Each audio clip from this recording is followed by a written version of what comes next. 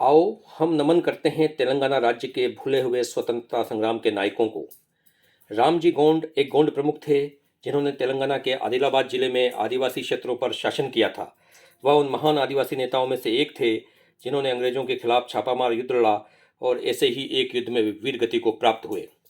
मुल्ला अब्दुल कयूम ने अंजुमन मारेफ के आयोजन किए जिसका उद्देश्य लोगों के सामाजिक, बौद्धिक और आर्थिक जीवन को विकसित करना था।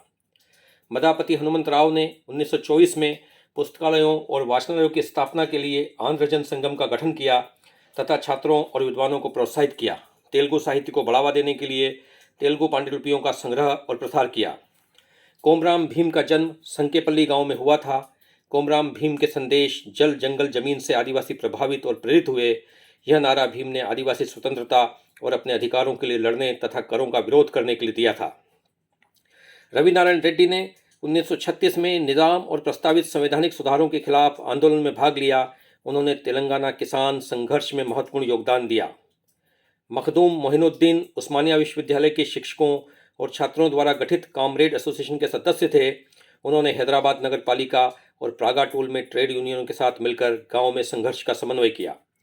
कालोजी नारायण राव ने तत्कालीन हैदराबाद राज्य से स्वतंत्रता हेतु हुए आंदोलन में सक्रिय रूप से भाग लिया और निज़ाम शासन के अधीन कारावास में रहे। कालोजी को प्रजा कवि के नाम से भी जाना जाता है। उनके जन्मदिन को तेलंगाना भाषा दिवस के रूप में मनाया जा रहा है।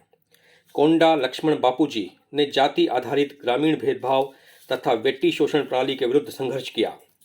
कोंडा लक्ष्मी बापूजी का जीवन लोकतांत्रिक सह अस्तित्व के लिए विविध राजनीतिक पहलुओं के एक रूपता का संदेश है।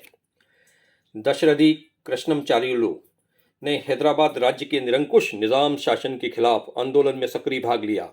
उन्होंने जनता को जागरूक करने के लिए एक स्वयंसेवक के रूप में तेलंगाना के गांवों में जाकर स्वतंत्रता की अलख जगाई। डोड्डी कोमुरैया आंध्र महासभा के सक्रिय कार्यकर्ता थे। 4 जुलाई 1946 को इनकी हत्या कर दी गई और इस घटना ने प्रसिद्ध तेलंगाना सशस्त्र संघर्ष को जन्म दिया। नल्ला नरसिम्हलु ने वेट्टी कामगारों का एक दस्ता तैयार कर जन आंदोलन खड़ा किया। उन्होंने वेट्टी प्रणाली को समाप्त करने, किराएदारों की बेदखली, लगान कम करना, श्रमिकों की मजदूरी में वृद्धि करना और जमींदारों की अतिरिक्त भूमिहीनों को पुनर्वितरित करने में महत्वपूर्ण भूमिका निभाई। अरुतला रामचंद्र रेड्डी ने निज़ाम सरकार के जबरन कर वसूली का पुरजोर विरोध किया। जरूरतमंदों को खाद्यान्न उपलब्ध कराने के लिए उन्होंने कई चावल मिलों से अनाज को लूटा।